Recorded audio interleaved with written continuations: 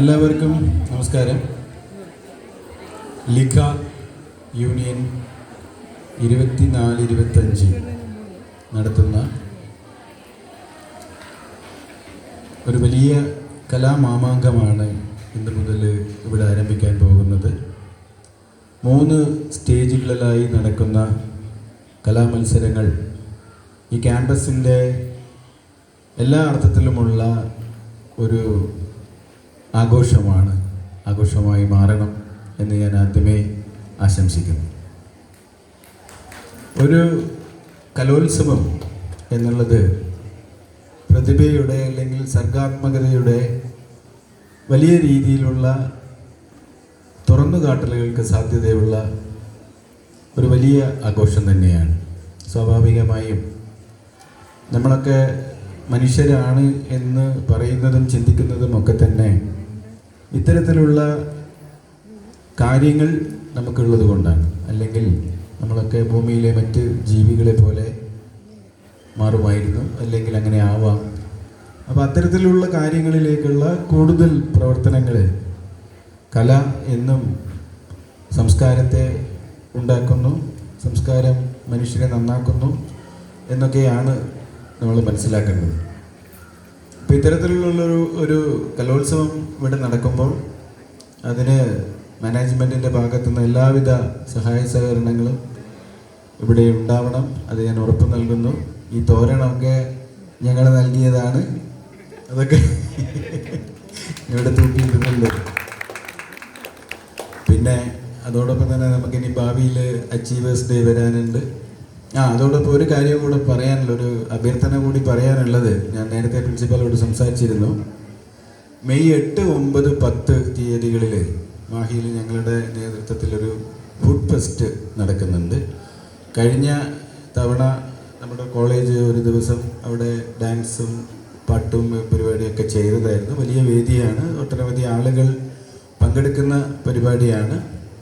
അപ്പോൾ ഇവിടെ നടത്തിയതിൽ നല്ല പരിപാടികൾ അവിടത്തേക്ക് കൊണ്ടുവരാൻ സാധ്യമാണെന്ന് പരിശോധിക്കാം. അതങ്ങനെ ഉണ്ടെങ്കിൽ നിങ്ങളെല്ലാവരും ആ കാര്യത്തിൽ സഹകരിച്ചാൽ ഒരു പൊതുവേദി കൂടി നമുക്കിതിൻ്റെ ഭാഗമായി ലഭ്യമാക്കാൻ സാധിക്കും. അതൊരു പുറത്ത്, അതായത് നമ്മുടെ മറ്റ് നാട്ടുകാരുടെ ഇടയിലേക്ക് നമ്മുടെ വിദ്യാർത്ഥികളുടെ കലാപ്രകടനങ്ങളും അഭിരുചികളും ഒക്കെ തുറന്നു കാണിക്കാനുള്ള ഒരവസരമായി മാറും എന്ന് ഞാൻ പ്രത്യാശിക്കുന്നു. പ്രത്യേകിച്ച് ഈ കോളേജിൻ്റെ കഴിഞ്ഞ 3-4 വർഷങ്ങളായിട്ടുള്ള ഇത്തരം പ്രവർത്തനങ്ങൾ മറ്റ് വേദികൾ, മറ്റ് സ്കൂളുകളിലും കോളേജുകളിലൊക്കെ വ്യത്യസ്തമായി തന്നെ വലിയ രീതിയിലുള്ള പരിപാടികളായിട്ടാണ് ഇപ്പോൾ നടക്കാറുള്ളത്. അത്തരം പരിപാടികൾ വലിയ നല്ല, അതിൻ്റെ വീഡിയോ ഒക്കെ കാണുമ്പോൾ നമുക്കറിയാം, അതിൻ്റെ സംഘാടനമായാലും അതേപോലെ തന്നെ പരിപാടികളായാലും ഒക്കെ തന്നെ വളരെ നല്ല മികച്ച പരിപാടികളായി മാറ്റാൻ കഴിഞ്ഞ വർഷങ്ങളിൽ ഞങ്ങൾക്ക് സാധിച്ചിട്ടുണ്ട്. തീർച്ചയായും ഈ വർഷവും നല്ല വിദ്യാർത്ഥികൾ, നിങ്ങളേവർക്കും അത് സാധിക്കും എന്നുള്ള പൂർണ്ണ വിശ്വാസം എനിക്കുണ്ട്. അതിനുള്ള ആശംസകൾ നേർന്നുകൊണ്ട് ഞാൻ എൻ്റെ വാക്കുകൾ നിർത്തുന്നു. നന്ദി.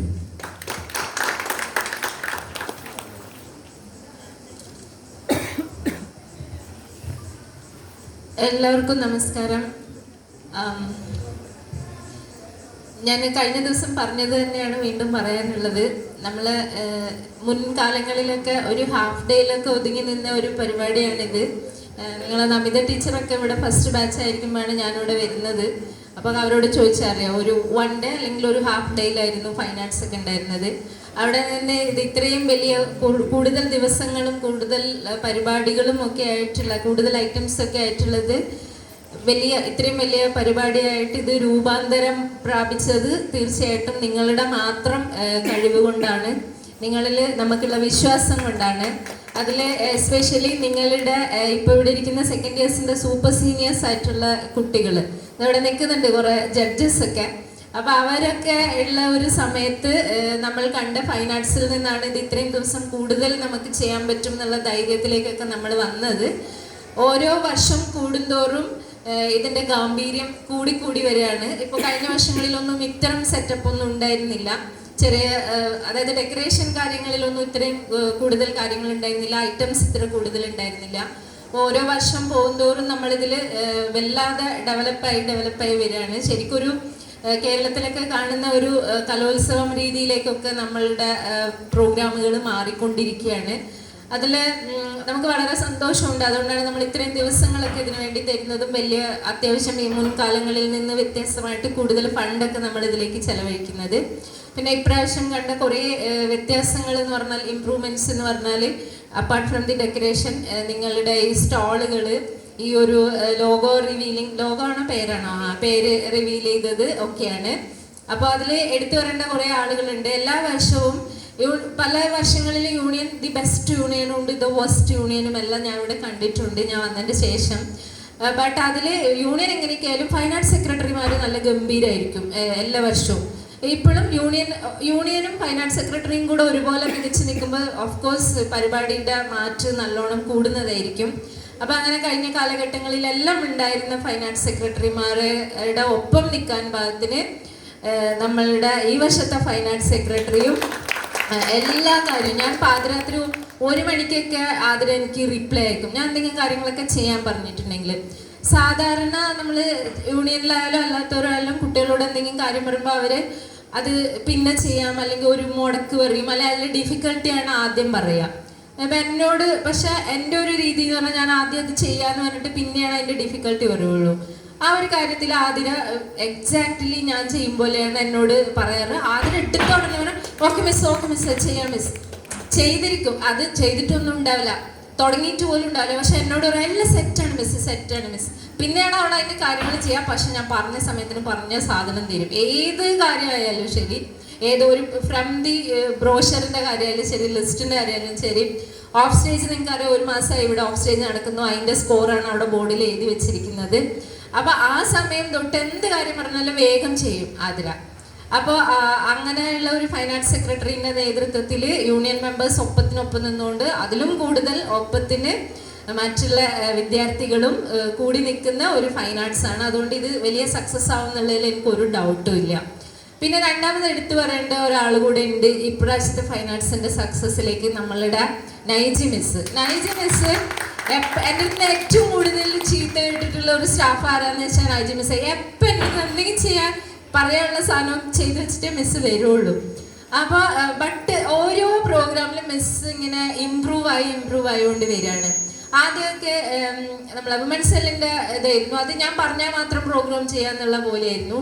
പിന്നെ സ്വന്തം പ്രോഗ്രാം ചെയ്യാനായി, പിന്നെ കൂടുതൽ പിന്നെ കൂടുതൽ പ്രോഗ്രാമുകൾ ചെയ്യാനായി. അപ്പോൾ ഇപ്രാവശ്യം എപ്പോഴും ഫൈൻ ആർട്സിൻ്റെ ചാർജൊക്കെ ഉണ്ടാവുക സുരേന്ദ്ര മാഷ്ക്കാണ്. അപ്പോൾ മാഷ് പേഴ്സണൽ ഒഫീഷ്യലാ എങ്ങനെയോ കുറച്ച് ലീവിൽ പോകേണ്ടി വന്നപ്പോൾ ബട്ട് നമ്മൾ മീറ്റിംഗ് ഒക്കെ വെച്ച് കഴിഞ്ഞിട്ട് മിസ്സിന് ചാർജ് കൊടുത്തു. ഓഫ് കോഴ്സ് എല്ലാവരും അവരെ സഹായിച്ചിട്ടുണ്ട്, എല്ലാ അധ്യാപകരും, നമ്മൾ നിവേദ് സാറ്, വിപിൻ സാറ്, എല്ലാ ടീച്ചേഴ്സും എല്ലാവരും സഹായിച്ചിട്ടുണ്ടെന്നുണ്ടെങ്കിലും നൈജി മിസ് ഇതിൽ ഫുൾ ഡെഡിക്കേറ്റഡ് ആയിരുന്നു. എനിക്കത് പറയാതിരിക്കാൻ പറ്റൂല. എല്ലാ കാര്യം A to Z കാര്യങ്ങളും ഏൽപ്പിച്ചതെല്ലാം വളരെ ഭംഗിയായിട്ട് ചെയ്തിട്ടുണ്ട്. അപ്പോൾ ഓരോരുത്തരും ഡെവലപ്പായി വരുന്നതിനുള്ള ഒരു സാഹചര്യം കൂടിയാണ് ഇത്. പിന്നെ നമുക്ക് പറയേണ്ടത് നമ്മളെ ജഡ്ജസിനെ പറ്റിയിട്ടാണ്. ഇവിടെ വന്നിരിക്കുന്ന ജഡ്ജസ്, ഒരാൾ നമ്മൾക്ക് സ്പെഷ്യൽ ഗസ്റ്റാണ് നമ്മളെ ആദിബ് സാറ്.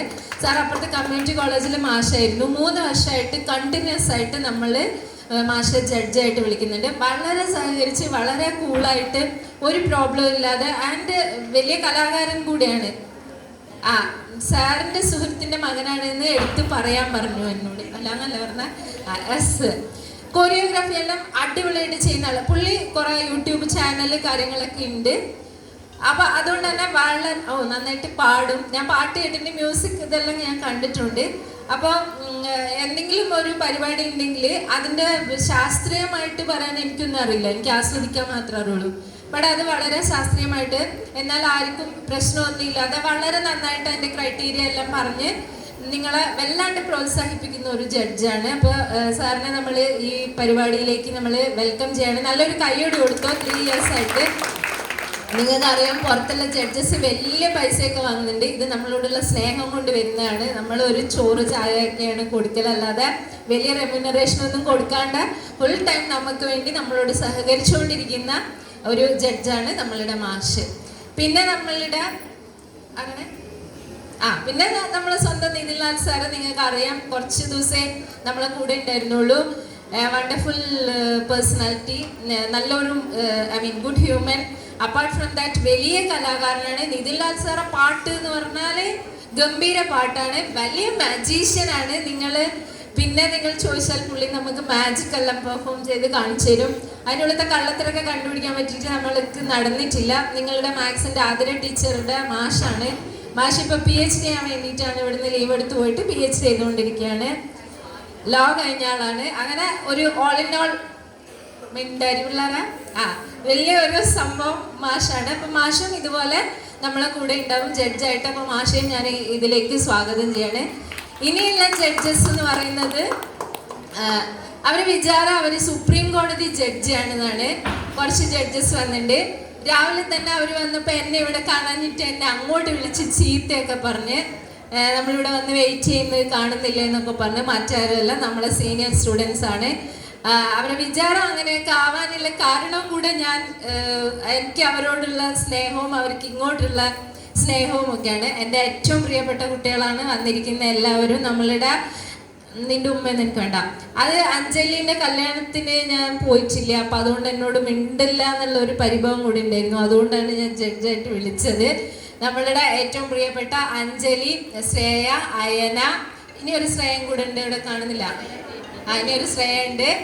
ശ്രേയ ഓഫ് സ്റ്റേജ് ഐറ്റംസിനൊക്കെ ജഡ്ജായിട്ട് വരാറുണ്ട്. പിന്നെ നമ്മളെ മെഹജബിൻ, അത്രയും പേരല്ലേ വന്നേക്കുന്ന?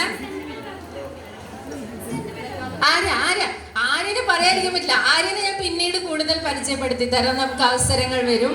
ഓക്കെ, അപ്പൊ അനഘദാസിനെ ഞാൻ പറഞ്ഞു, മേജബിനെ ഞാൻ പറഞ്ഞു. യെസ്. അപ്പൊ ഇവരൊക്കെ ഇവിടെ ഉള്ള ഈ ഫൈൻ ആർട്സിന്റെ ജഡ്ജസ് ആയി വന്നിട്ടുണ്ട്. വെറുതെ നമ്മളെ സീനിയേഴ്സ് പാസ് ഔട്ട് ബാച്ച് എന്നുള്ളത് കൊണ്ടല്ല അവരെ വിളിച്ചേക്കുന്നത്. അവരിൽ എല്ലാവരും തന്നെ ഇവിടെ കലാതിലകം ആവുകയും എല്ലാ ഐറ്റംസിലും ഇവിടെ അച്ചീവേഴ്സിൽ വെക്കുമ്പോൾ ഇവർ വണ്ടി വിളിച്ചൊക്കെയാണ് വന്നത് സർട്ടിഫിക്കറ്റ്സും ട്രോഫിയും കൊണ്ടാണ്.